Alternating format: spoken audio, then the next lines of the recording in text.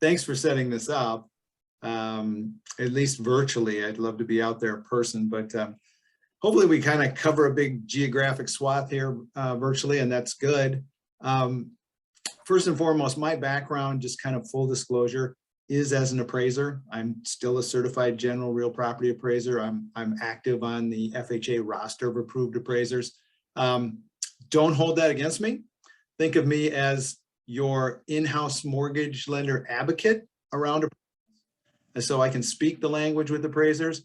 I'm kind of that conduit between our appraisers in the field that do our assignments and our collateral underwriting. So think of me as a resource for you and an advocate. And really that's what myself and my team do in terms of managing our appraisals for you, particularly the more complex appraisals and the value challenged properties, that type of thing. So today I am going to share my slides. I encourage you, it's a pretty big group. Feel free to use the chat box here to drop in some questions. I know none of you want to hear me talk nonstop for an hour, so I encourage your interaction. Go ahead, ask some questions. I'll take some natural pauses after a few slides anyways, just to catch my breath and maybe some water. But let me kind of boot up the screen here. We'll get going. I've got multiple monitors here, so sorry if occasionally I look like I'm looking off into space or something. I'm not ignoring you, but I've got your chat box up on one screen and got the presentation up on another. So it's always hard to be engaging, virtually. So I'll try to be that as much as possible. But this is kind of what we're going to talk about today, just at a high level. Inventory, is the buzzword, has been the buzzword for the last 2-3 years, or let's be real about it, lack of inventory. And your market is no. We'll take a look at that from a national perspective and then what that means regionally for you and your market. A reminder around sort of best practices as an agent. If you feel the need to present information to an appraiser, I encourage you to do that, whether that comes from the listing side or occasionally from our buyer side. How we do that and the timing of that is important. And probably some information you might want to think about doing anyways, maybe before you do your CMA. It's kind of a homework checklist on what you're going to publish in MLS. And then we'll touch on this guy here, measuring houses, the ANSI standard. Some of you may or may not be familiar with that. And ANSI's really, it's the American National Standards Institute. So it's been around for a long, long time. Were formally formed in 1970 with a bunch of engineers. And really, since about 1996, this has existed out there in the appraisal community, and most appraisers follow it. So it's not like some have painted it to be, this whole doom and gloom, a whole new approach to measuring houses. It really isn't. However, there are some properties that will be impacted by it. And so I'll kind of talk about that at a high level, what that means to you. And then a feature that might be showing up more and more in your market, accessory dwelling units. What are they? What do we have to be concerned with? Refresher on best practices, selecting those comparables. Again, something that you'll think about whether you're presenting information to the appraiser or doing your CMA. For those of you who work with vet borrowers, first of all, thank you. Second of all, let's talk about VA appraisal basics. And there is a basics here, but it's important that you partner with a lender that understands at least the VA appraisal basics. So I'll review those with you. And then kind of a peek behind the scenes about our appraisal process, why we think it's best in class, what we do with problematic appraisals, that kind of thing, and how we really value your input as agents. And we'll close with a quick slide on our friend mortgage insurance, which could help us out in this kind of market. So with that, I'll open with kind of a busy graphic here. I'm a stats geek. So this slide I like. It is the national months inventory historically from all the way back to 2013 to present. And you can see things were slowly trending down here, and it's broken by price bands, the blue being the upper end of the market, the orange being the entry level price point. and the gray kind of the overall market. And so obviously you can see this trend lines have been across all price points trending down until we get to about 2020 here, 2 years ago. And now we see this precipitous drop all the way down here. And the numbers here to the right really kind of give you the story. Overall, nationally, 3 months inventory back in 2020. Fast forward to today, less than a month inventory. And, you know, this is kind of usually expected in the entry-level price point, the low end, where, you know, first-time home buyers are really challenged to find homes. But where some of the most dramatic shift has come is at the high end of the market here. Median to high, if you look at what months inventory was back in 2020 for the median to high end of the market, it was actually balanced or even a buyer's market. 2 years is not a long period. Look how quickly this has changed here to being, again, just like the rest of the market, the strong seller's market. Short supply here. And so amazing shift. What that means is people today, through technology advantages like we're enjoying ourselves right now, have the ability to move around to other parts of the country. And so you may or may not have experienced in your market a lot higher percentage of outstate buyers. And some of them are actual people buyers and some of them are entities, companies. In either case, they're putting a lot of pressure on the local market here in terms of demand for properties, pushing sales prices, or at least offering prices above list price, that kind of thing. And again, if you work with local buyers to find homes, kudos to you. It is a very, very tough job out there right now. So kind of come down off the cloud here and let's look at the local market here. This is the 2-year month supply trend in Portland in the blue, Seattle here in the orange, and Tacoma, Washington in the purple. And, you know, they've kind of all sort of followed the same trend line, especially Seattle and Portland kind of mirroring each other here down from what even in 2020 early, a pretty tight market, sub 2 months here to even lower now, sub 1 month. Tacoma, a little more jagged, but kind of the same process. Maybe some of this driven just by sheer lack of volume of units. So sometimes the statistical graphics get a little out of whack, but needless to say, similar situation here, very, very tight inventory levels across all of your communities there. So one of the things that is very important to an appraiser is sort of trying to document price trends in the area. And, you know, full disclosure, this source is a national source. It's not your local MLS and that sort of thing. So, and these are pretty broad numbers. These are citywide, you know, metro area numbers. So I encourage agents to drill down, use your MLS to try to calculate what has been going on in the last year. You don't really need to figure out what's been going on beyond a year because we don't really care about that. We want to know what's going on here and now. And trends really only take a couple of quarters to establish. In fact, HUD defines a trend as 2 consecutive quarters. So from an appraiser standpoint, when they try to establish a trend to say whether values are increasing or decreasing or stable, they break things down by quarters. What's happened in the last 90 days, what's happened in the last 180, and so on to 1 year. That's about as far back as they'll go. So this is a 1-year look, and you know, you can see Seattle right here. And while it looks, this is from February of 21 to February of 22, looks fairly flat. It can be a little bit deceiving, but the end number here is still up 8% median sales price year over year. And when you think about it, that's actually pretty good considering how fast the ramp up of prices were even into 2021. Tacoma, again, this line down here in purple looks fairly flat, but if you look at the actual end numbers, that's about plus 19%. The one that I'm curious about is here, Portland looks pretty flatline. And I guess you guys would know your market better than me. Is that just sheer lack of inventory and turnover of properties? So this is sort of an unreliable or unrealistic number? I find it hard to believe that Portland, out of all the communities around the nation, is flat in the last year. So again, leveraging your local resources, your local MLS, that kind of thing, maybe would paint a little more accurate picture. And whenever possible, when you start to try to establish price trends, my recommendations are drill down deeper than that.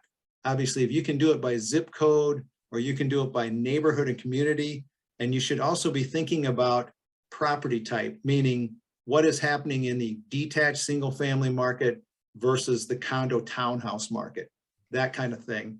And in your price segment, because that's what appraisers are going to be looking at. You can say, well, Portland values are X here, but the question from an appraiser is going to be, well, what is going on in my sub-market? So anytime you can leverage your local resources, the MLS and other statistical sources, to kind of refine and determine what that is, that's useful information not only for the appraiser, but for your CMA too. So just be aware of that. I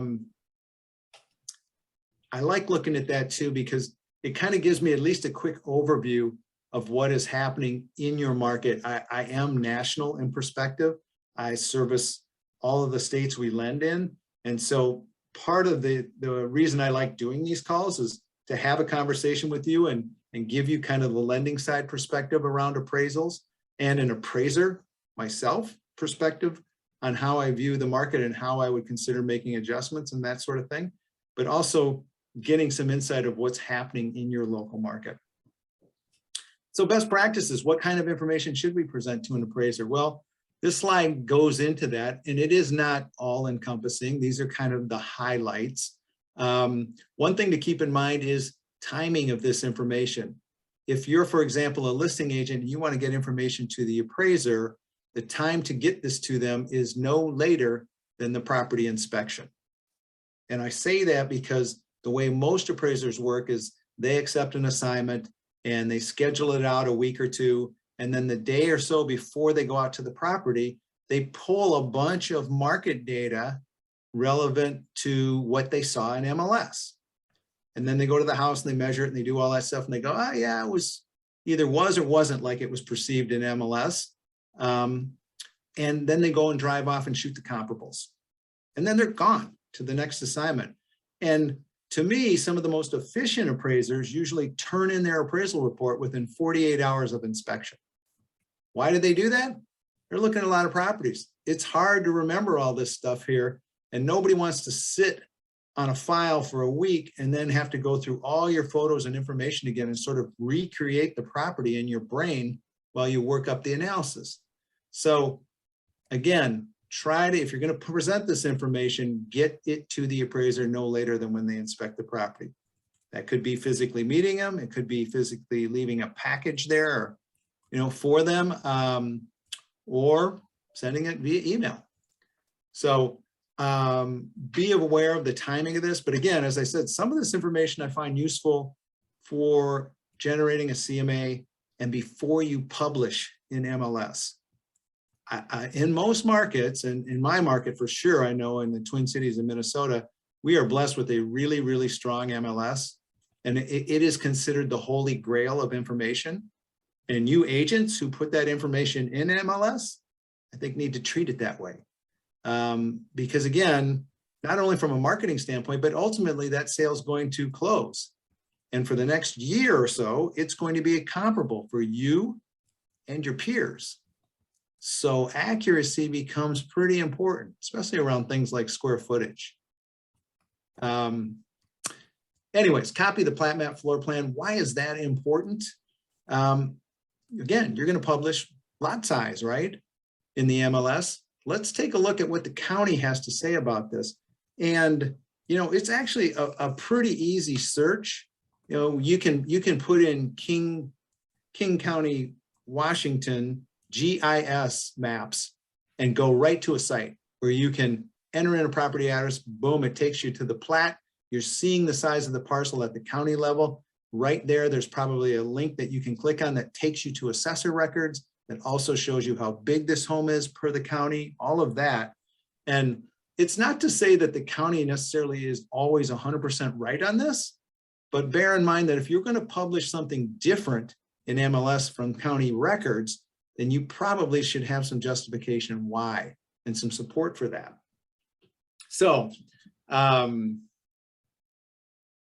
here I just saw something in the chat, but I'll get to it here as I get through this information.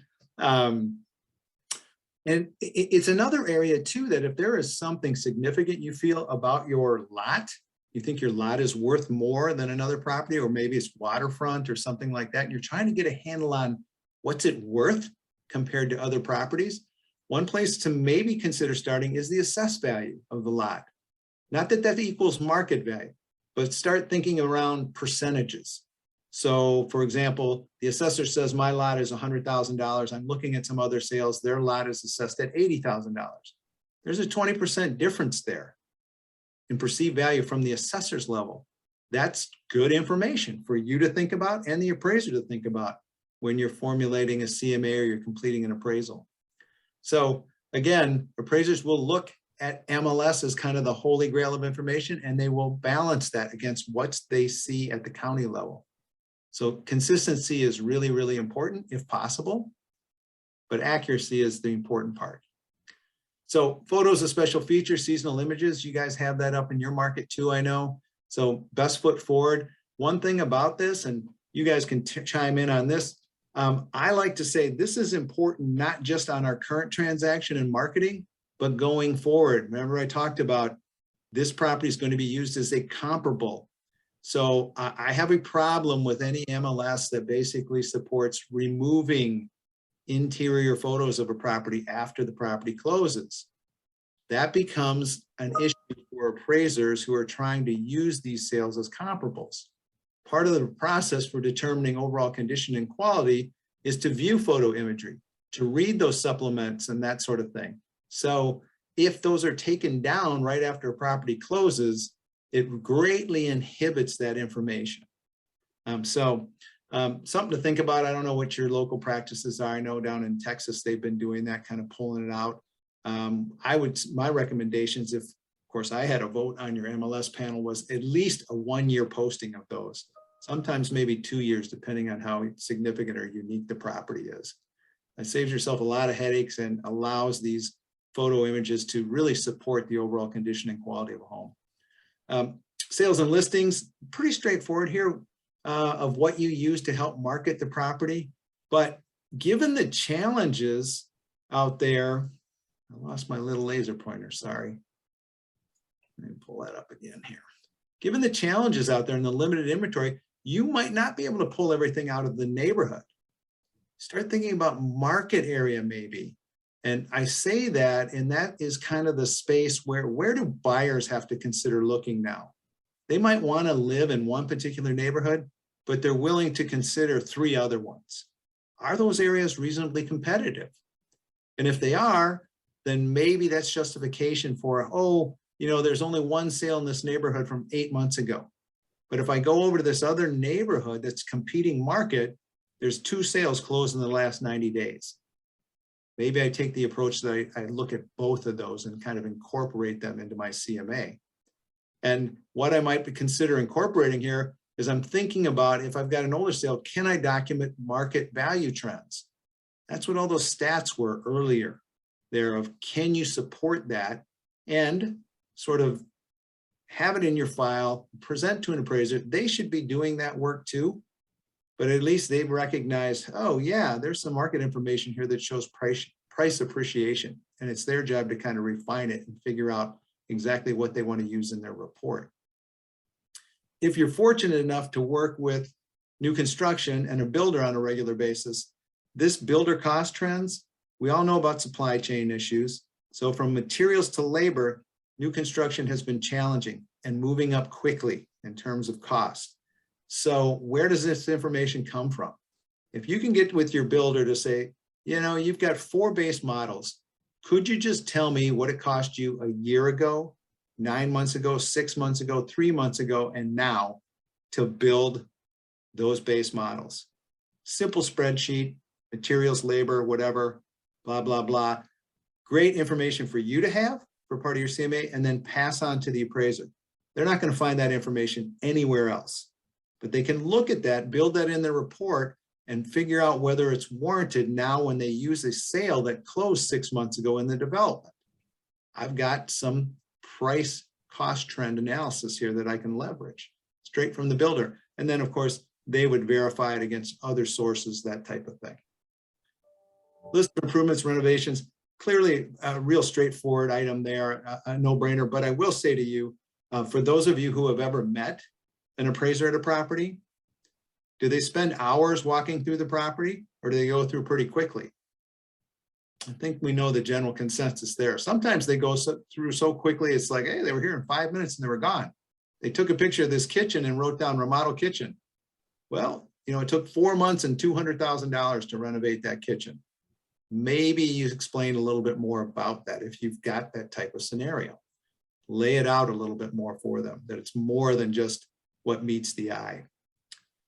And then lastly, story of the transaction. Multiple offers here is the name of the game. That's pretty much the norm, or generally there's something wrong with your property, or for some reason you way overpriced it, which is extremely hard to do in today's climate. But don't just assume that the appraiser knows there were multiple offers and this is how this property ended up 20% over asking price. Lay it out to them, verbally at least, email wise. We sold it in 8 hours with 12 offers, all of them above asking price. That does carry some weight with an appraiser, and they're actually tasked with reporting the 1-year marketing history of the property in the appraisal. So that helps tell the story of why did this go over asking price? It wasn't just one person, it was a portion of the market that spoke. And ultimately, that's the appraiser's job, interpreting what buyers and sellers are doing in the marketplace. So lay that out to them. Final terms, I highlight that one because we have some phenomenal mortgage consultants. They do everything they can to get the final addendum to the appraiser. It's sort of automated in our system right when they order the appraisal. But you and I both know that through counters and back and forth and that kind of stuff, sometimes those addendums get missed. And the last thing you want to do is have that missed addendum and the appraiser thinks they're coming in at contract price only to find out after they completed the report that there was this other addendum floating around for $20,000 more.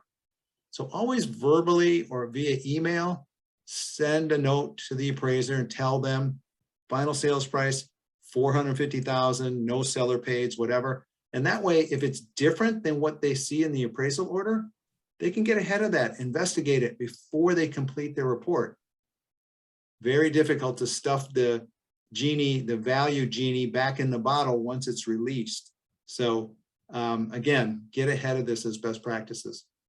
And with that, I'm going to take a pause and look at some of these chat questions. First things first, there is a copy of this deck available to you. No need to take pictures or do whatever. You can reach out to Jorge or one of our MCs, even Paul. They've got a copy of it, but I'll send it out again to reach out. Don't have any problem sharing the deck. ORMap.net for Oregon plat maps. Yeah, appreciate that. There's sometimes, even if you put in that what I said, the county and state GIS, you'll get to links if you know what you're looking for, like this Oregon plat map and stuff here. I've used that before myself. So it's easy for me, since I do this nationally, I just simply say, hey, Google search your county and state GIS maps. You'll pull up various links. And I think what I saw both in Oregon and Washington, I was extremely impressed at how much online information was available right at your fingertips.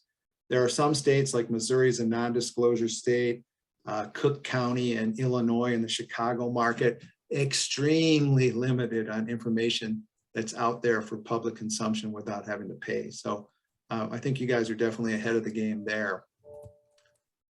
Let's see. Should a buyer agent? Boy, more questions queued up here than I thought. Let's see, people moving further on time. Yeah, as we said, there is a lot of movement between communities too, but also from state to state. And one of the examples is we had a borrower that was looking for a home in Oregon, started to look in Idaho and in Montana, and ended up purchasing in South Texas, south of Dallas on acreage. Obviously, they could live wherever they wanted to, but because of the lack of inventory, that's where they ended up. And Texas is certainly short of inventory too, but that's how they ended up in kind of outlying Texas with the property. So there's a ton of movement around. You know, the average median sales price essentially being flat. I see there's some commentary around that. Yeah, I like to start the conversation because you guys definitely know your markets way better than me, and some of that statistical information is either valid or a little bit misleading. And a lot of it is driven by there just isn't enough sales volume out there to trying to give you a clear picture, especially when you start refining down to the local neighborhood. Should a buyer agent, seller agent give this information to the appraiser? Typically, this information comes from the listing side. However, a caution about that. Obviously, let's say you've done a CMA and you thought you did a really good CMA and that was what the property was worth. And your CMA really does a strong job of supporting the list price. And now this property sells for 20% over list price. Do you want to share all that information to the appraiser coming in saying, yeah, it's worth the list price, but please appraise it 20% more? That's use your discretion on it. I think where we started to see information, and that's why I said, I think this is not bad information. And again, everyone's busy. Buyers, agents representing the buyer here, when they're going to make an offer, maybe not so deep dive on this, but certainly this portion, sales or listings, to justify what we're going to offer on the home. And if not, and this is just cold reality, there may not be sales or listings to justify what someone needs to offer on a property in today's market. That's just real, right? With 12 offers, everyone knows there's no market data to support much over list price, but I will lose this home if I do not offer 15% more than list price. That's a conversation where you need to have ahead of time, understanding that there's a real chance the appraisal will not support this offer price. How do I bridge that gap? And that's kind of what we'll close with in this presentation here. And are you partnered with the right lender to ensure that whatever that gap may be is as reasonable and as manageable as possible? So really good question there around time frame. I don't believe it's necessary that appraiser will usually complete a market conditions addendum or other focused research to determine market trend. I'm an appraiser too. Well, two things about that. One, appraiser agent is correct that for conventional financing, the 1004 MC or market conditions addendum is no longer mandatory. However, support for whatever your value conclusions are, your value trends, whether it's increasing, decreasing, or stable, is still required in the appraisal. So what we usually see is a lot of graphics and some other item. If you elect to not use the 1004 MC, you are not relieved of developing support for whatever your value trend conclusion is. FHA still does require the 1004 MC used by the appraiser, but we all know if you're an appraiser that sometimes there just isn't enough data, enough sales volume in there to make the 1004 MC, let's say, make sense all by itself.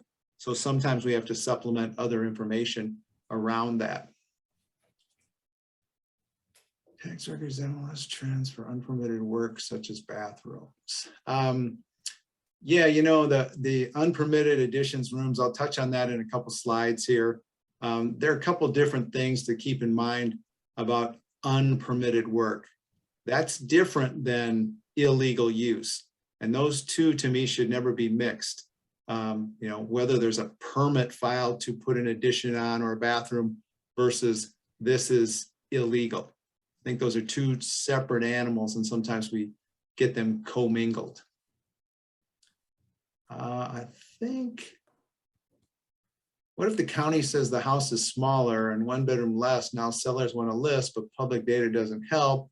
They have the appraisal report that is correct, 4 bedrooms, 200 square feet, blah, blah, blah, blah, blah. Again, the county, depending on how active your assessors are, is rarely probably the most accurate source on a property. So appraisers past reports, that sort of thing. And quite honestly, there are classes for agents out there that can help you understand measuring homes in ANSI. And if you come across a property that is really challenging, I'd encourage you to maybe think about engaging a third party to come out and measure it for you. The reality today is, as a listing agent, if you're fortunate enough to land a listing, is accuracy on the square footage of the home has become, let's just say, less significant. And that is unfortunate, meaning what I mean by that is that most buyers out there are going to pay the list price and then some, whether the home is 1,800 square feet or 2,100 square feet. The reason the MLS accuracy is so important is more going forward for future comparable use on transactions. But just the way that the supply chain situation is here, the lack of inventory, at some point we'll get back to a little bit more of a normal market where, you know, really accuracy on square footage becomes a premium. And I think the reality is that this ANSI standard being pushed out by Fannie Mae is an effort to do that not only for appraisers, but for agents. And I'll talk about that a little bit more in that future slide. Having 5+ offers asking price, doesn't that mean the house is worth more than the list price? Yes and no. In other words, I think more than ever today, what you're seeing is, as I said, appraisers value this because the market has kind of spoken. However, agents do a good job at their CMA. That might mean that the data that's out there doesn't necessarily support this high offering price, at least in the near term. And sometimes cash offers, which can be really, really high from non-entities, you have to be careful basing your CMA on those. And you know, that it almost sounds like dogma coming out of my mouth, because 5 years ago or 10 years ago, I said, you know what's great? Cash offers. That's the ultimate equivalency of what if something is worth. Because for those of you who have been in the business a long time, do you remember 15 years ago when someone got a cash offer? What did you say about that sale? I'm going to guess you said that sale sold below market price because it's a cash offer. In today's market, it's almost the opposite. It's a cash offer. They overbid on this thing by 20%. That wasn't market value. Maybe they're an investor, something like that. So again, you have to be a little bit careful. It's tough, it's challenging in this market to say what are truly comparables, and did the financing terms actually influence the final sales price? So there's a lot of moving parts here, but these are really good questions. I would share any known discrepancies with county records with the appraiser as early as possible. I agree 100% there. I'll keep moving forward here. Glad you guys are engaged in the chat. So square footage, ANSI, what that means. This is not all encompassing. I'm going to kind of give you the high level version of ANSI. And I did hear actually an appraiser tell me that in parts of Oregon, there's a bunch of homes with less than 7-foot ceiling heights. I wasn't aware of that. And some of you guys might confirm that. But for Fannie Mae, as of April 1st of this month, appraisers are mandated to follow ANSI standards. So we don't include open air space. In other words, 2-story foyers. If you can't walk on that space, it is not square footage. Must be carved out of that gross living area. The above grade living space must have at least a 7-foot minimum ceiling height to be counted. There can be 7-foot ceiling height and then some slope to the ceiling. And at what point does ANSI draw the line? It's at 5 feet here with slope ceilings, and we'll have a cutaway on the next slide kind of showing you an example of this. Once that ceiling height gets below 5 feet, all of the space below that is not included in the square footage. Accessory units, again, really popular, becoming increasingly popular in your market. Detached, pretty straightforward. You're not going to include that in square footage. It's a separate feature. This could also be the case with an unattached accessory unit. One of the drivers here is figuring out if you've got this extra little rental space or mother-in-law apartment, does it have a full kitchen? Is it truly a separate dwelling? Does it have interior access to the main house? And if the answer is no, then you should not be including that in square footage. It should be a separate line item picture. If the answer is yes, it does have interior access, now there are some other questions to ask. Does it flow adequately with the home? Is it really, would somebody consider this potentially either another living space, part of the primary dwelling, or is it truly a separate apartment? Again, there's some caveats around that on when you should or should not include it, but it gets a little bit gray. Well, accessory units are another area we'll kind of touch on quickly about examples of what they look like. Conversions, additions without permits, enclosed porches, converted garages. Understand that for Fannie Mae doesn't ask, hey, are these legal or illegal? What Fannie Mae says is, look, tell us about the workmanship and quality of this. Is it like the rest of the house? Is it heated? Does it have a 7-foot ceiling? Does it flow adequately with the rest of the home? If the answer to all those questions is yes, it's very possible that an appraiser can include that in square footage if they feel like the market recognizes it and accepts it as living space and really isn't a detriment to marketability. And one of the ways they could potentially support that is, oh, I'm aware of this other sale over here that I appraised that had one of these additions that we couldn't figure out whether there was a permit or not. The downside to that of trying to prove it through sales is nobody that I've seen typically says in their MLS descriptions, oh, by the way, this property has an unpermitted addition. So it's a hard thing to search for comparable data to say, yeah, the market accepts this. But I think it's safe to say that if it's finished like the rest of the house, it has adequate functionality and flow, then you could potentially include it in square footage and not be considered misleading. See, all of these areas do have value. It's just that they might not necessarily fit the box for ANSI now to be included in square footage. And then a reminder, if you're dealing with condo co-ops in the apartment style buildings, you know, the 3-4 story high-rise buildings, that kind of thing, that appraisers measure those units based on interior wall dimensions. So interior wall to interior wall. And they exclude balconies or any percentage of the common areas, that sort of thing. So sometimes agents, when I ask them, where'd you get the square footage of the condo unit? Oh, I asked the association or the management company. They gave me this floor plan. And if you look at the fine print, sometimes it says includes balcony or percentage of common elements, that sort of thing. And now you're sort of set up for this big discrepancy between what you've published in MLS for square footage and what the appraiser is actually going to measure. So just be aware of this out there. It's certainly a hot topic.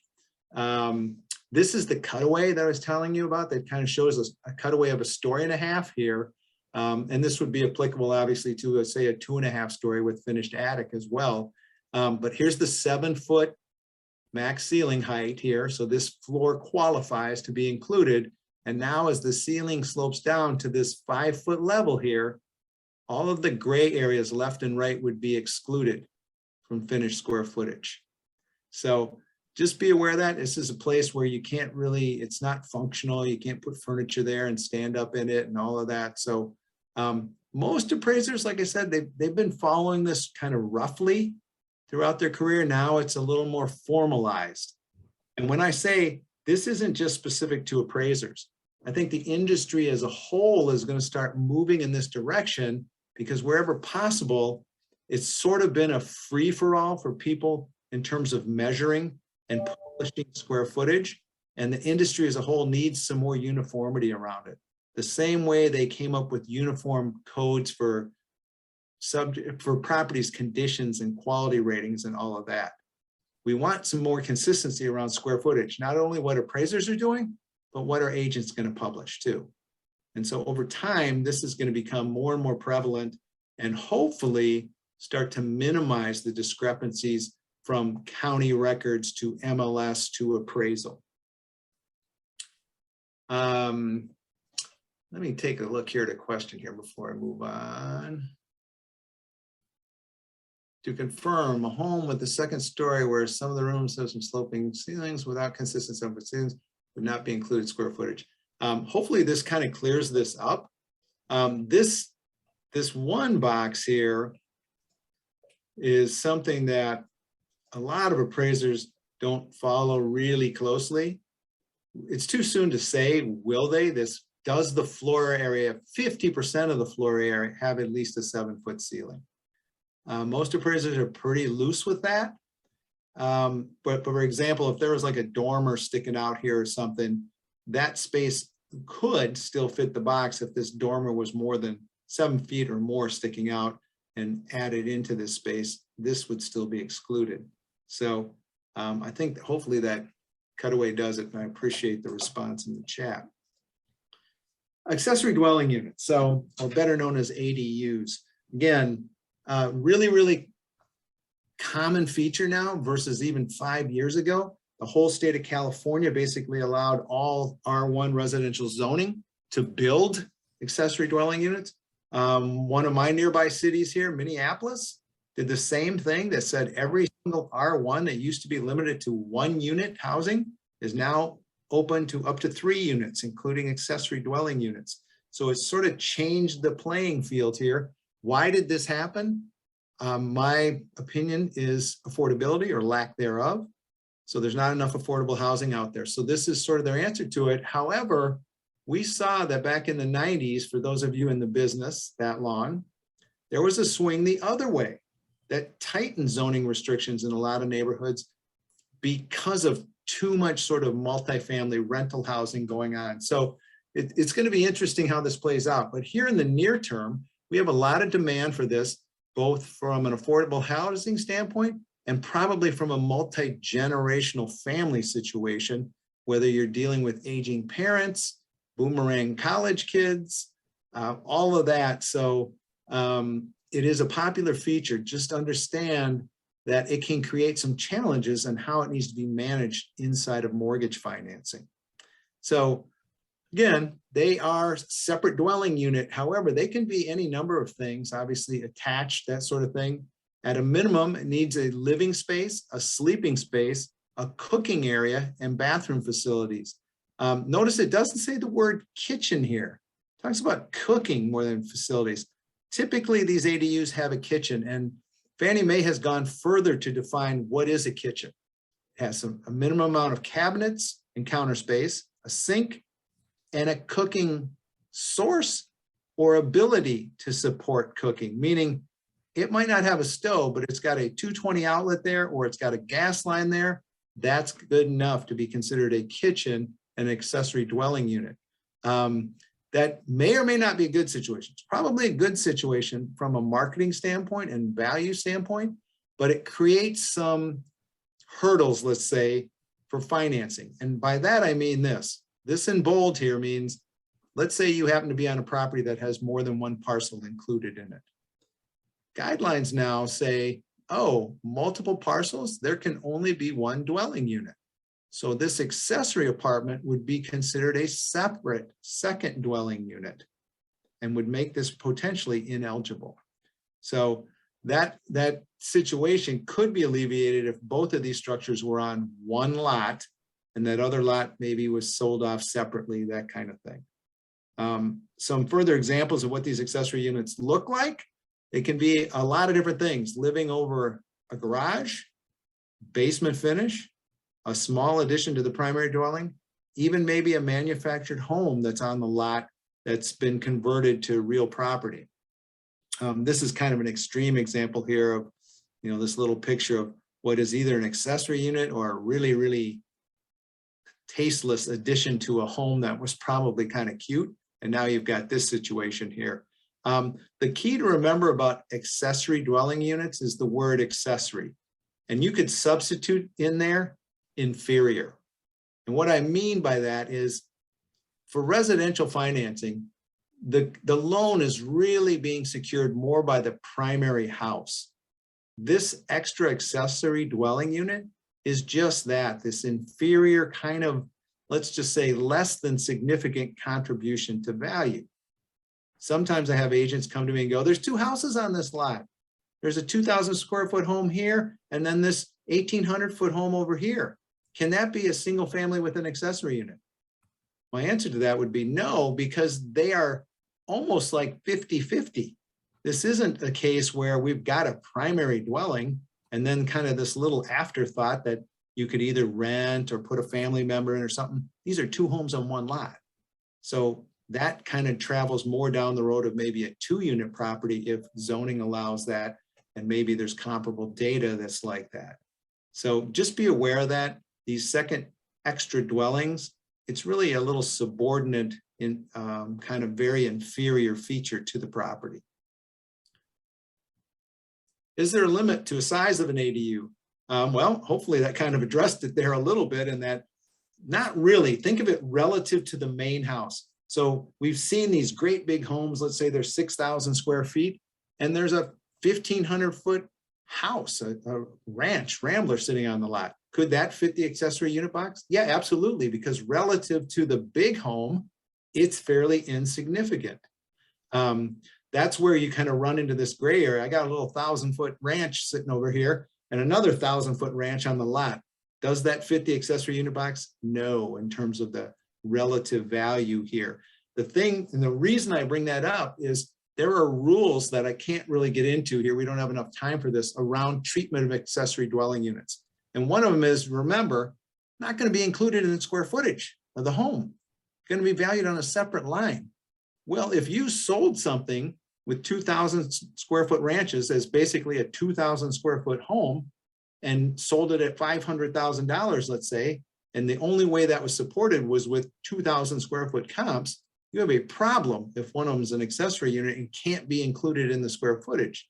Now the home is half the size and the comparables aren't going to support the transaction price. So there's a reason that these need to be sort of ancillary inferior dwellings and stuff here, because they're not going to be allowed to be included in square footage. They're a separate line item in the appraisal. And we have to find sales that are like that too, that have at least one sale that has that similar kind of accessory unit feature. And you say, well, why is that? Because part of this is not just establishing and supporting value, it's establishing market acceptance for that type of product.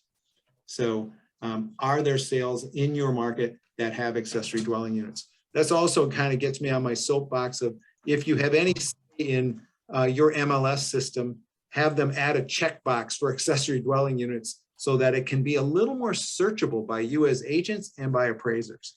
It's very difficult to find sometimes just sifting through MLS. All right, so at this point, I may put you guys to sleep here about reviewing selecting comparable sales. And if that's the case, maybe you save this before you go to bed tonight if you're an insomniac, and this might do the trick. But that said, kind of general rules around this. Don't select sales just based on price. And, you know, sometimes appraisers get guilty of this too. Maybe your seller says to you, you know, I got to get $400,000 for my house. And you say, yeah, let me look in the market to see what you got. And you start looking at sales to support $400,000 rather than doing this second bullet. Focus on the property characteristics. Focus on design style. What are the sales that are similar in design, similar in square footage, similar in features from the area, and then see what those say the property is worth, kind of that range. And, you know, if your seller says, hey, I still want $400,000 for it, at least you go in fully informed with them to say, well, okay, we can ask 400, but there's all this data that's 3.25 to 350. You'll probably get it. But again, we need to be fully on board with the fact that maybe the market data doesn't quite support that yet. So search by property characteristics whenever possible. Stay within the neighborhood whenever you can. Sometimes that inventory doesn't allow it, but if there are sales inside that neighborhood, you want to use them, or you want to explain why they're not really applicable at this time. The same goes for age of sales. For conventional, there's no timeline around how old a sale can be, but know that the more current they are, the more relevant they are, the more they reflect current market conditions. And so that's what this last bullet is. Use sales closed within the past 3 months if possible. Okay, that may not always be possible, especially like you're in a high demand location. There's been one sale in this location in the last year. That's the time to maybe think about that blended approach. I'm going to take that sale from 10 months ago in this neighborhood. I'm going to apply market metrics to it. And then I'm going to go over to this adjacent neighborhood with sales that closed 60 days ago and pull a couple of those in and then decide, is there a value difference between these two neighborhoods? So that you're coming at it from multiple angles here in that blended approach. And I think that's kind of a good approach regarding a lot of things in today's market, unique features, that sort of thing. We have to sort of expand the parameters around time and distance just because there's just so little inventory out there. I do see a question here before I'm going to move on to VA appraisal basics. Is there a usable space? If there's usable space above a garage, no entrance to the main house, no bathroom, but same quality and finished primary house, what percentage lowers the square footage price per foot primary residence? This is a really good question, and it relates to markets more like that have, say, basement finish, for example, which is really popular in my community.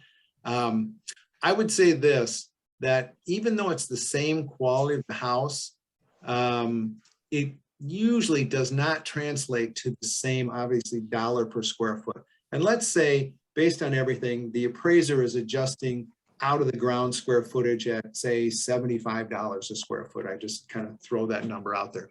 What would be reasonable for this space? And again, we're thinking about the market as a whole, not that specialty buyer who's really looking for the home office above the garage, that sort of thing. I would say that most appraisers are probably going to be in that neighborhood of sort of 50 cents on the dollar, because again, it would be kind of unrealistic to give it as much value as the main house, since obviously you've got to go outside to even get into it. But again, depending on the quality and the finish, could it be? I think, say, 50 cents on the dollar relative to the quality, because what we see sometimes in these extra spaces is they're actually better quality than the main house. And when that happens, if it can be detailed out by the appraiser, maybe it's the case that they actually give the square footage adjustment about the same. But you see what I'm saying? You're not getting the same return on your investment as the main house. The only way you get about the same dollar per square foot as the main house is that space would have to probably be significantly better in overall quality and finish. So if things are equal, on par with each other, I think you're in that neighborhood of about 50 cents on the dollar. And that goes for homes with basement. This is a little bit different here, but for example, with basements, you have to keep in mind that there is structure around you already. And say, for example, finished space above a garage. My guess is that at one point in time, that was unfinished space above the garage. They built the garage, they had stairs to storage or whatever, something that was unfinished. This happens with attics as well. So it was unfinished. Now somebody comes in and finishes that. Well, yes, I mean, it was less expensive to finish that because you had structure around you already. So we're talking about finished walls and flooring and that sort of thing. Versus having to stick on an addition to a home, start with footings and walls and all of that, sort of starting over. But it's very market sensitive. You have to ask yourself when you get a feature like this over a garage, what's normal in that market? And if this is very atypical, or you're in maybe a lower price point, this might not return as much as obviously the dollars expended to do it. If you get into an area where this is sort of seen as a premium feature, much like pools and tennis courts and that sort of thing, and this becomes more the norm, you're going to get a little better return. Again, if it's considered sort of a less unusual feature in that particular market. Really good questions, though. I'm impressed with some of the questions you guys are asking around some of these. VA appraisal basics. I'll finish this and I'll jump back to the chat. Again, for those of you who work with vet buyers, thank you for what you do. It is a difficult task enough representing a traditional buyer out there. For some, there's a little bit of stigma, I think, attached in some markets about VA and VA financing, and in particular, VA appraisals. Some of that may be justified depending on the VA appraisers that work in your market.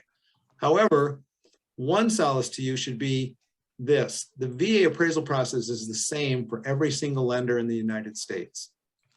At least the functionality piece of it is, meaning all lenders need to go out to the VA website to order their appraisal. That website auto assigns the appraiser, the VA appraiser. So no lender controls who's doing their VA appraisals. It's done by the VA. VA property requirements, very similar to FHA. So if you're familiar with those, that's what you should be thinking about if you're going to accept a VA offer or you're representing a VA buyer. Very similar. One of the differences though here is VA appraisals are tied to the vet borrower and not to the property like FHA. So if for some reason a VA appraisal comes in short of value, that deal terminates. And even if another vet buyer came along in the next week or so and made an offer and you accepted it, that vet buyer would have to go out and get their own VA appraisal, starting all over again, tied to the vet borrower, not the property.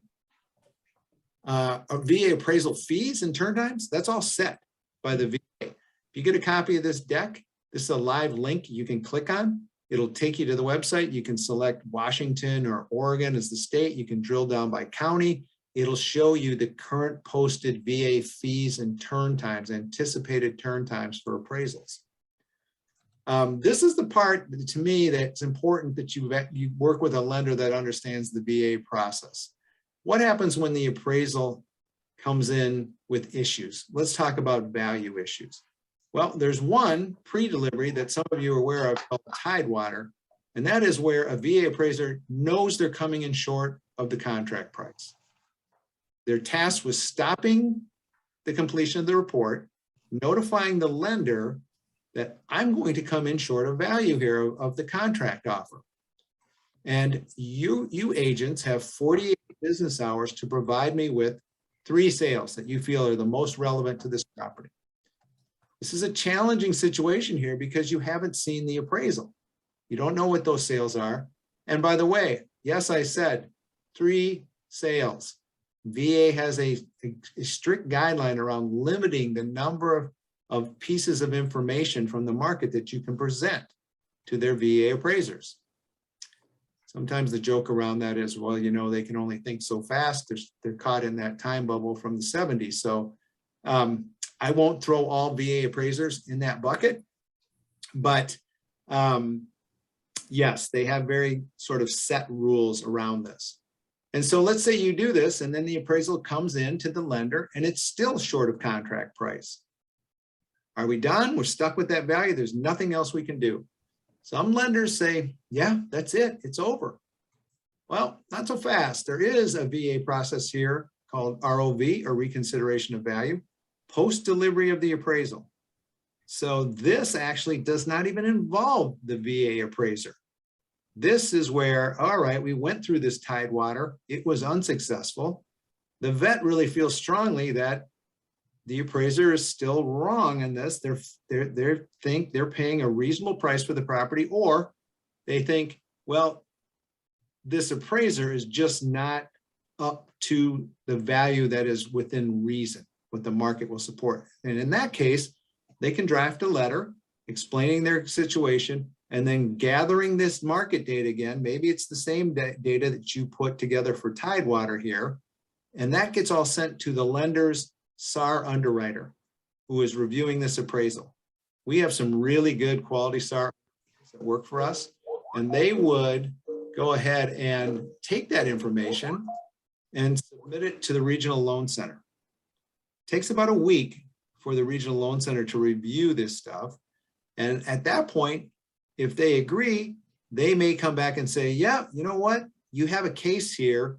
I think the value should be 5% higher. And they move the value themselves and issue the NOV, the notice of value, back to the lender, not even involving the VA appraiser, and saying, lender, you can go forward with this value here. And we take that information and we base our loan on that value. There tends to be some percentage restrictions around how much the regional loan center will move the value, but it is a process sometimes that has worked for us to help minimize the gap between the appraisal and the offer price in a VA situation. But again, if you're working with vets, partner with a lender that understands the process. Is there an actual distance from the subject property that can be used for comps? Again, that's driven by location. And I say that by sort of, in your urban markets, generally you like to see comparables within 1 mile or less. You get out in the suburbs, can be a little bit further, out in the country, even further than that. However, that said, each property is unique. So if for some reason you have like this unusual historic home in town and there's no sales around it, that's sort of opens up the door to say, okay, we need to go further to try to find a property like this. So the short answer to you is there are no rules or guidelines around distance. Knowing that whenever you go distance and you go to say adjacent communities or zip codes, the appraiser is tasked with supporting, are those locations the same or not? One thing that can't really happen in an appraisal and sort of make it through general lending underwriting and on the secondary market is taking sales all from a dissimilar location. We say, hey, this is all we've got, but we recognize these are all superior locations by say 10%. In other words, oh, I've got this house right here in Seattle, and then I put these 6 sales over here by the water, and they're all better in location and they were all adjusted down. But believe me, that's what the property's worth. That can create a big problem there because we don't have anything that concretely supports the difference in these 2 locations. They're going to be a push to try to find a sale of similar value location. Looks like there's some comments around the VA. I just met with the VA appraiser on Monday for one of my listings. They let me know that they will not be looking at comps below the purchase price value. I just let them know about recent sales within the last couple of months from a home just next door around the block. They were sold slightly less. Mine was a little larger, another bedroom. They won't be considered. Is this typical? That comment, if it's true from the appraiser that somehow they would not be looking at comps below the purchase price value. Remember that last slide I had about selecting comparables, how you don't just lock into a purchase price or a price and select your comps based on that? This is an example of, and again, I have some friends that are VA appraisers and they're good VA appraisers. But this is an example of that statement, if it was true and the appraiser followed it, of appraiser incompetency. And I hate to say it that bluntly. There are some appraisers who, let's just say, you know how you have a good racehorse and at some point they're all done and you put them out to pasture and that's the way they enjoy the rest of their career or their life? Some have said that is the case with some VA appraisers. Some people become VA appraisers because once you get on that list, it is very difficult to be removed from that list. That is not the case when you're dealing with conventional and FHA appraisals and you're dealing with lenders who have the ability to determine whether or not you're competent. So sometimes the VA is sort of the last bastion for appraisers who can't work anywhere else. That kind of statement is disturbing to me as an appraiser myself. So that is not the norm. That is not typical. And I think this, if you Google again, VA Regional Loan Center for the state of Oregon or the state of Washington or whatever, you can get contact information there. If you know that appraiser's name, it never hurts to email, do whatever, the valuation desk and explain what you just heard and on what assignment. Doesn't mean that that VA appraiser is going to get removed, but at least maybe something goes on their record of what is going on with that particular appraiser. So I agree with the chat person. This is not typical at all. So back to our process of appraisals around conventional and FHA appraisals, which is obviously usually the majority of the business out there. And this goes for jumbo appraisals as well. We have our own panel of appraisers. We create that panel, we manage it. We don't use appraisal management companies.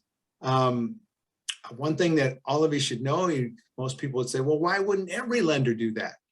Well, I'll tell you one of the reasons they don't is it takes a lot of resources and quite frankly, a lot of human people power to do this.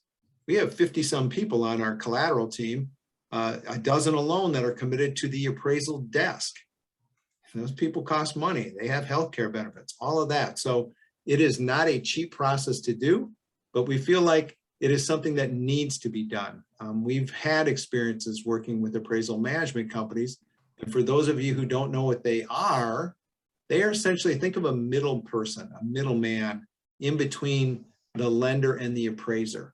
Their existence, they've been around a while, but became increasingly popular after the market collapse. And in 2011, through Dodd-Frank and HVCC, their prominence kind of came to be to make sure that there was a clear buffer between the lender and the appraiser.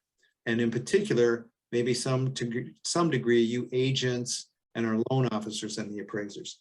So this process does need to be compliant. And in order to make it compliant, it takes a lot of resources. We have a platform that can support it.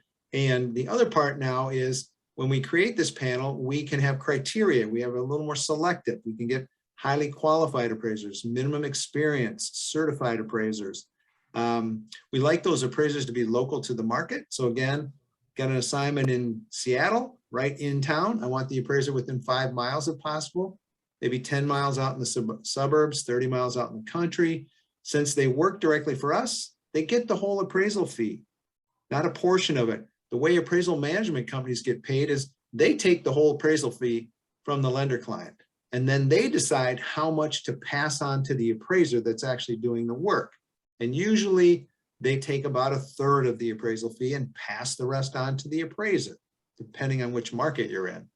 So getting paid directly from the lender, having that relationship with the lender also means we tend to get reports back faster. Why? Well, money talks. Okay, if I'm getting paid directly from the lender, you know what I want to do? I want to turn this report in quickly, because what comes in with it is my invoice. So I can get paid and move on to the next assignment from this lender to get paid again quickly. We pay out every 15 days automatically in bulk to appraisers. So they like that. What happens when the appraisal gets delivered? What do we do with it? And I guess most importantly, for time's sake, what happens to the appraisals that come in short of contract price? That's what this hard stop for sales variance is. Sales variance is our nice way of, you know, what some would say is a low appraisal or a cut appraisal, that sort of thing. We don't call them that because, first of all, we don't know, are they low? Maybe they're right. It's just short of offer price, but sales variance. So in our system, it's set up automatically that when those come in, those reports are funneled into a special queue. And that queue is managed by an appraiser, a licensed appraiser that works for us. And they've been an appraiser and a reviewer for some time. And what they do is they tear that appraisal apart to see, does it make sense? Leveraging all the resources at their disposal, looking at Fannie Mae, collateral underwriter, all of that to see, does this report make sense? And if it doesn't, they're going to proactively go back to the appraiser. Because one thing we know is if this report doesn't make sense to another appraiser, it's really not going to make sense to the borrower, to our loan officer, to the agents involved. So we try to get it to a point that it is credible. And once we know it's credible, we'll communicate those results to our mortgage consultants out there and say, here's the information you can share with your buyer and the agents involved to see about next steps. Sometimes, and you know what's a good thing about this is that report has not gone anywhere. It has not gone to underwriting. It has not gone into our loan file. No one's seen it. Why does that become important? Because if we go down this path of reconsideration of value too, and push back to the appraiser to consider alternative data, they tend to be more receptive to that, knowing that this report has not been into, say, underwriting hands, something like that. It's okay, you know, we're humans. Sometimes we make mistakes. Sometimes I was just off a little bit in my analysis. There was some value left on the table. An appraiser is much more receptive to amending that when they know they're not going to be called on the carpet to go, well, you did this in the first version and now you did this. Everybody's entitled to make a mistake here if the data warrants it. So we'll facilitate this reconsideration of value process, meaning if the buyer agrees and the agents want to complete, we have a form too that you can fill out around sales and discrepancy issues. We'll take that information and push it from our appraiser reviewer to that appraiser in the field. And that way they also have a contact to contact and talk about and discuss any questions they might have of the information that's presented to them. And through that process, we tend to have a higher success outcome, but more importantly, This whole process is very transparent. We communicate a lot on this to, again, our mortgage consultants and the agents involved. So much so that if we get to a situation where everybody still is unhappy with this, a lot of times I'm on the phone with both the listing agent and the buyer's agent. And we're talking about the appraisal and getting into deep detail around it, and also giving you an opportunity to express your concerns one way or the other, your thoughts about the report. And through that communicative, collaboration here, we can decide what are our next steps, which might involve a second opinion appraisal. And if we agree to all of this, we as the lender will pay for that second opinion appraisal. So we'll put our money where our mouth is. We really need to get this right. A couple of reasons here. One, of course, this is a life event for someone. So we don't want the appraisal to be off. And two, the property and the appraisal are our collateral for our loan. So we need to get this right. We're committed to making that happen. And then through this whole process, we continually score and track our appraisals and appraisers' performances. How quickly do they deliver reports? How on time are they? What's the revisions like? Are they getting high risk scores from agencies like Fannie Mae and Freddie Mac? In addition to how often do they come in short of contract price? We look at all those things. So what can you as agents do? Well, again, if you partner with your in-house lender through us, we have this panel process. We want your input in making sure this panel is as good as it can possibly be. So again, sometimes one of the few people that are interacting with the appraiser is the listing agent. So don't think, I think because, hey, I'm just the listing agent, I have nothing to do with it. You certainly do. You may interact with our appraiser in the field. So we want to know, was that a good experience? And in particular, was it a bad experience, unprofessional, that sort of thing? I certainly want to know if the appraiser I engaged to be essentially an extension of me as the lender client showed up at the house in flip-flops and cutoffs. That's not real professional. That doesn't represent prosperity really well. How do I know that? You, listing agent, get a hold of our buyer's agent. Tell them your concerns with this particular appraiser. That way we can dig deeper in it, make a determination what we need to do. And sometimes this happens on the front end. You get a call from Susie Smith appraiser and go, oh, this is the worst appraiser in the city. How did I get this appraiser? Rather than saying, well, let's see how this goes. If it's our deal, I encourage you to get a hold of our buyer's agent again, who can get to one of our mortgage consultants to say, look, here are my concerns. We'll take that information, we'll reassign the order to someone else while we investigate what is going on here with this appraiser. Does all of this live up to the hype? Do we need to do something about this appraiser? Do we move them off our panel? Do we change their ratings? Do we do all of that while we sort of put that to the side and get somebody else to work on your assignment? I don't think you have that ability with a lot of lenders, but you do at your in-house mortgage company here. So again, you help shape our panel. It's not like these appraisers, once they get on our panel, it's not like VA where they're on our panel for life. It constantly evolves. Appraisers are only good as their last work, and can they keep up with market conditions?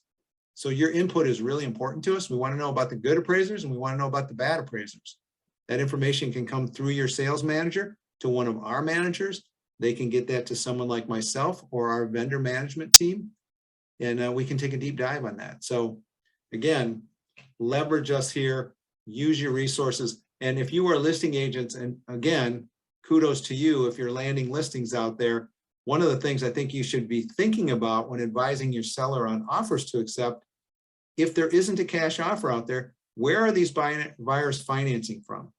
I had a California listing agent who does nothing but listings, and because of his concerns recently around the condo addendum release from Fannie Mae around deferred maintenance and reserves, he had insisted that every single offer either came from someone who was financing through Prosperity or that they did a dual application, which was saying a lot because he was very familiar with our condo process and how we interpret that document. So much so that he was going to advise his sellers that they needed to do this to essentially have a plan B in the event that the other lender couldn't make project approval happen. So it's a powerful thing, both on the listing side and of course on the selling agent side representing the buyer as well. So again, this is very transparent. I hope most of you found it transparent. Understand that every single lender is tasked, if you ask them about how their appraisal process works, do they use a panel? Do they use AMCs? What are they going to do to ensure you get a quality appraisal? What are they going to do if there's a value issue? If a lender is not willing to share that information with you, then I think you need to think about the lender and whether it makes sense to go through them. Lastly, before I jump back to questions, a slide here on low appraisal strategies. First of all, as I said, I think if you're representing buyers, again, kudos to you. You got to get pretty creative with your offers. Maybe some of this discussion happens on the front end, but this is just a quick reminder scenario here. Happy path here on the left, sold at 650, appraised at 650, 20% down, 130,000 cash to close. Here, 650 sale with a $600,000 appraisal, $50,000 shortfall. So now seller's not going to budge. Buyer has to come up with another 40K, and they're thinking, whoa, where am I going to get that? 401K, gift equity, going to liquidate some assets to do that. Or alternatives 1 and 2, we could potentially be looking at some form of mortgage insurance. Not necessarily a dirty word here, but look at this one-time premium of a little over $4,000 up front, and we bridge this $50,000 gap here in this situation, coming with just another $4,000 to the table rather than 40. Or maybe a monthly MI payment, in this case, a $100 premium on top. And that's it to bridge this gap. So sometimes we lose sight of this, but it's things that you can talk about with our local mortgage consultant to get a better picture of this. Might be right for certain credit profiles. We have some really good MI partners too, as far as premium rates, but something to think about. I'll leave that up while I look here at the chat real quickly. Again is, oh, we got a manufactured question there. So no answer on my chat. Let's see, a few months ago, I had a manufactured home owned property. Closing date passed before the appraiser even looked at the property. The lender told the selling agent that no appraiser wanted this job. Are appraisers allowed to pick the jobs they want to accept? They are, actually.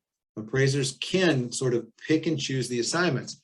And that's where establishing a panel of appraisers that work with you regularly, that, in other words, you form a client-vendor relationship with, based on what you don't want to do is build a panel so big that I send this appraiser an order every 3 months. Well, guess what? Appraisers are going to get pretty choosy then and go, you know what you always send me? You send me the manufactured home out on 10 acres someplace and there's no data. I don't want that assignment. So you have to, there's like a little bit of a art to managing your own appraisal panel versus science. You have to get the right number and the right quality appraisers together so that when we send them consistent business, let's say an order every week, now all of a sudden I'm a valuable client. And they go, oh, this is not the greatest, but you know what? They send me so much business. I'm going to take this, even though it's going to be more challenging. So the short answer is yes, appraisers can be selective. And that's how come sometimes you get the quote of, yep, you can get it in 5 weeks and it's $1,500. That's sort of an appraiser's way of saying, I really hate this job, but I'll take it if you pay me enough. So that can happen. But again, it happens less if you can establish that good vendor-client relationship. Is recertification of value, ROV, only available through Prosperity? No, it is not. However, not all lenders are aware of the process or have the committed SAR underwriters to make it happen and facilitate it. So again, partner with a lender that understands VA guidelines and is willing to put in the work that sometimes the extra work that's needed to make it happen. My client wanted to be at an appraisal. I told him I didn't think it was advisable. Should we be there? Not be there? Clients no-go thoughts. Appraisers are creatures of habit, like you. In other words, I have a routine when I go to look at a property. Do I want to get altered out of my routine? No. In other words, I'll start with this. I usually knock on the door, tell them I'm going to take some outside measurements. I'll be in a few minutes. Once I gather all those, I'm going to start with the inside inspection. Meaning, the answer to this is, if you are a listing agent, I think it behooves you to be at the property. Not that your seller should be there. The seller can be there if they want, but in other words, you need to tell the seller, hey, if you're going to be here, just work at your desk, do something, be a non-entity essentially in that space. And the reason I say, hey, it's good for you to be there as a listing agent, again, a little bit self-fulfilling for me. I want your input. How did that interaction go? Sometimes appraisers go, you try to give them a package of information and they say, I can't take that. My USPAP guidelines prohibit me from accepting this. Wrong, they do not. So if that were to happen in our scenario, the only way I would know about it versus them just leaving your packet there in the house and not taking it with them is feedback from you. The other piece of it is, I think you should sometimes get a little bit nervous given there isn't quite the volume of sales out there were before. If an appraiser says, no, I will not meet you at the property. Why? Sometimes appraisers get assignments in areas they are not as familiar with, or properties they are not as familiar with, and they accept them. And the last thing they want to do is run into an agent that knows more than them. So some of them are like, no, no, no. Or they're so insecure about their process, any distraction could throw them off their game. Now that said, even a quality appraiser, I say, if you're going to meet the appraiser at the property, do not mess with their routine. Here's this is my favorite interaction from listing agents. I walk in the door, they say, you know what? I'm going to be here at the kitchen table. I got this packet of information for you. Do your thing. If you've got any questions for me or you see something unusual, come and get me. Otherwise, we'll chat when you're done with your inspection. And they kind of let me do my thing. You know, there might be something, maybe there's something really special about the house. You want to make sure the appraiser doesn't miss it. So right at the outset, you could say, you know, I'm going to let you do your thing, but I just wanted to remind you that down in this space here, they did this custom job, whatever here, and there's information in the packet here that details that out. And then just let them roll.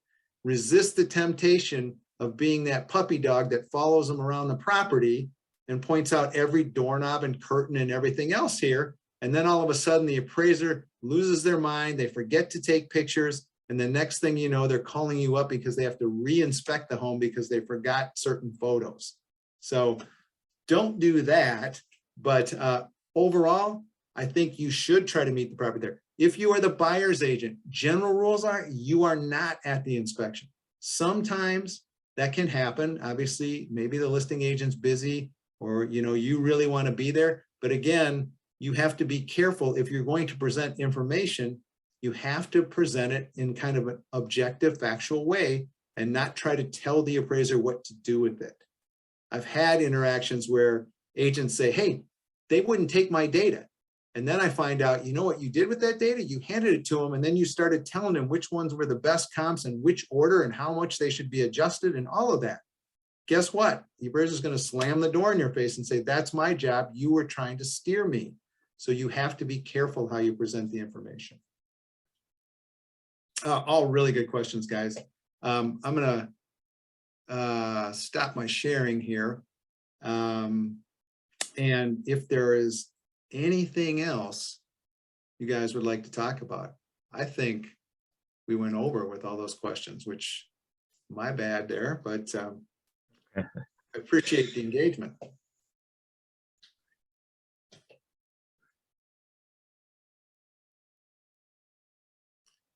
All right, well, I can say this again as a reminder, I am here for you as a resource. We have other resources at Prosperity, a whole condo team where we can take scenario questions from you, a collateral underwriting team, an SOS team. So we'd love all these deals to be ours. Even if they're not and you want a second opinion about something, you can get to someone like myself through Paul or one of our great mortgage consultants out there. Definitely, especially now, it's really a time I think that you've got to leverage all your resources out there. Well, Neil, I want to tell you, thank you very much. This was great information. I actually learned something too today, and I've been doing this a while. So it was very, very helpful. And thank you for asking all those questions. That was great. Yeah, team, you guys did a great job asking questions. All right, well, again, the rest of you enjoy your week here. The rest of it, hopefully it's not too rainy. It's rainy in my neck of the woods. But I think we're going to have another good year here. It's just going to have its ups and downs. 2021 ended up being a phenomenal year, but it wasn't all straight line. So again, pull me in if you need it. Happy to support you any way I can.